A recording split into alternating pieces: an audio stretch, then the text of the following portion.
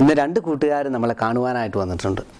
ഈ രണ്ട് കൂട്ടുകാരും കാണാൻ നല്ല ഭംഗിയുള്ളവരാണെങ്കിലും ഇവർ തമ്മിൽ കണ്ടുമുട്ടിയാൽ അനേക പ്രശ്നങ്ങളാണ്. വഴക്ക് കൂടും, അടിപിടിയാണ്. ഇന്ന് എന്തോ വഴക്കുണ്ടാക്കിയിട്ടാണ് വന്നിരിക്കുന്നത്. നമുക്ക് എന്താണെന്ന് ചോദിക്കാം. അതിനു മുമ്പ് ഇവരുടെ പേര് നമുക്കൊന്ന് നോക്കിയാലോ? അട്ടെ, എന്താണ് നിങ്ങളുടെ പേരൊന്ന് പറഞ്ഞു കൊടുക്കാമോ നമ്മുടെ കൂട്ടുകാർക്ക് വേണ്ടിയിട്ട്? ആരാദ്യം പറയുന്നേ? ആര്? എന്നാ നീ പറ. അയ്യോ, ആരെങ്കിലും ഒരാൾ പറ, പേര് പറ.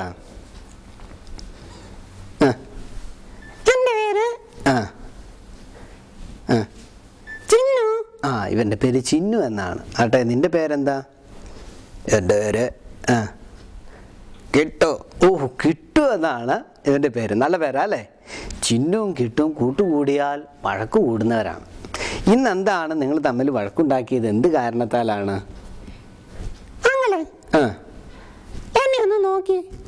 നന്നായിട്ടുണ്ടല്ലോ.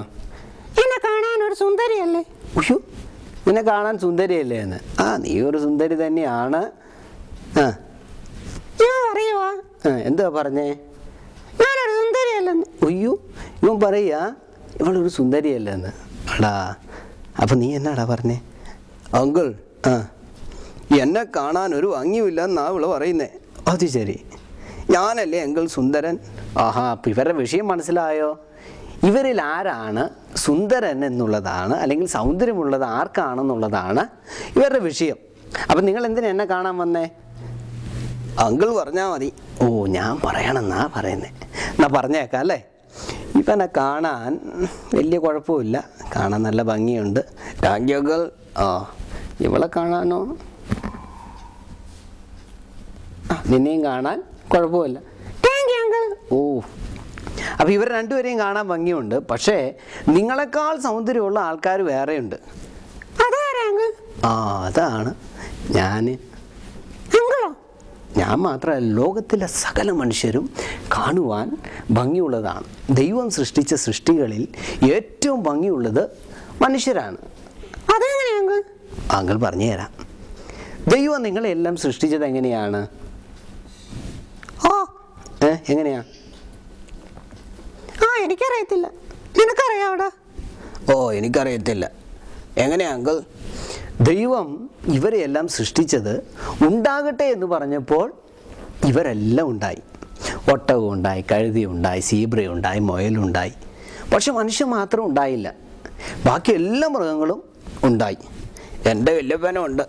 നിൻ്റെ വല്യപ്പൻ മാത്രമല്ല. ഇവർ രണ്ടുപേരും വല്യപ്പനും വല്യമ്മയൊക്കെ ഉണ്ടാവുകയല്ലേ? പക്ഷെ മനുഷ്യൻ മാത്രം ഉണ്ടായില്ല. മനുഷ്യനെ ദൈവം സൃഷ്ടിച്ചത് എങ്ങനെയാണെന്നറിയാമോ? മണ്ണെടുത്ത് കുഴച്ച് അവൻ ദൈവത്തിൻ്റെ സാദൃശ്യത്തിലും സ്വരൂപത്തിലും മനുഷ്യനെ സൃഷ്ടിച്ച് അവൻ്റെ മൂക്കിൽ ജീവശ്വാസം ഊതി അവൻ ജീവനുള്ള ദേഹിയായി തീർന്നു. ദൈവം സൃഷ്ടിച്ചത് മനുഷ്യനെ ദൈവത്തോടു കൂടെ വസിക്കുവാനായിട്ടാണ്, സ്വർഗത്തിൽ വസിക്കുവാനായിട്ട്.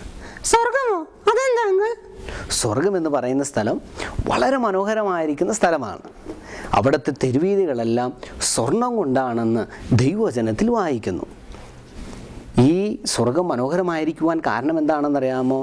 സൃഷ്ടിതാവായിരിക്കുന്ന ദൈവം അവിടെ വസിക്കുന്നത് കൊണ്ടാണ്. ഈ ദൈവം എല്ലാ മനുഷ്യരെയും സ്നേഹിക്കുന്നുണ്ട്. ഈ ദൈവം സ്നേഹിക്കുന്നത് നിത്യസ്നേഹം കൊണ്ടാണ്. എല്ലാ മനുഷ്യരെയും സ്നേഹിക്കുന്നുണ്ട്.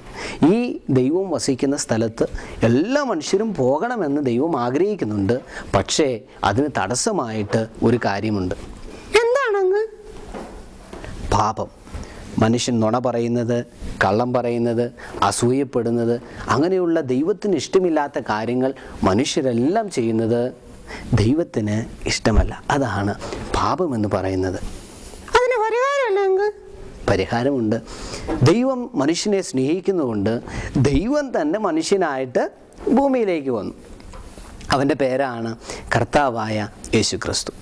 അവൻ എന്തിനാണ് ഭൂമിയിൽ കടന്നു വന്നതെന്നറിയാമോ? മനുഷ്യൻ്റെ പാപത്തിൻ്റെ ശമ്പളമായിരിക്കുന്ന മരണം കാൽവരി ക്രൂശിൽ നമുക്ക് പകരമായി അനുഭവിക്കുവാൻ. അവൻ കാൽവരി ക്രൂശിൽ നമുക്ക് പകരമായി അവൻ അനുഭവിച്ചു. അവൻ മരിച്ചു, അടക്കപ്പെട്ടു. എന്നാൽ മൂന്നാം നാൾ മരണത്തെ തോൽപ്പിച്ചുകൊണ്ട് അവൻ ഉയർത്തെഴുന്നേറ്റ് ഇന്നും ജീവിക്കുന്നു.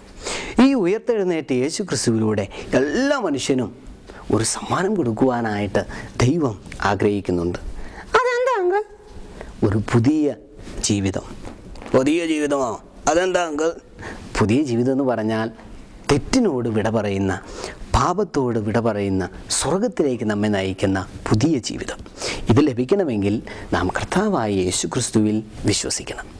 വിശ്വസിക്കുക എന്ന് പറഞ്ഞാൽ നാം പറയണം, ഞാനൊരു പാപിയാണ് ദൈവമേ എന്ന് ദൈവത്തോട് ഏറ്റുപറയണം. രണ്ടാമതായി, എൻ്റെ പാപത്തിന് വേണ്ടിയിട്ടാണ് യേശു കർത്താവ് ഭൂമിയിൽ വന്നത്, മരിച്ചത്, അടക്കപ്പെട്ടത്, ഉയർത്തെഴുന്നേറ്റതെന്ന് നാം വിശ്വസിക്കണം. മൂന്നാമതായി, അവനെ നമ്മുടെ ഉള്ളിൽ സ്വീകരിക്കണം. അങ്ങനെ ചെയ്യുന്ന കൂട്ടുകാർക്ക് ദൈവത്തിൻ്റെ പൈതലായി തീരുവാൻ, സ്വർഗത്തിലേക്ക് പോകുവാനായിട്ട് സാധിക്കും. എല്ലാവർക്കും കഴിയുമെങ്കിൽ എല്ലാ കൂട്ടുകാർക്കും അതിന് സാധിക്കും. കൂട്ടുകാരെ, നിങ്ങളെല്ലാം യേശുക്രിസ്തുവിൽ വിശ്വസിച്ച് ദൈവമക്കളായി തീരുവാൻ, സ്വർഗത്തിൽ പോകുവാൻ ഇടയാകട്ടെ. Thank you uncle. Thank you uncle. Okay.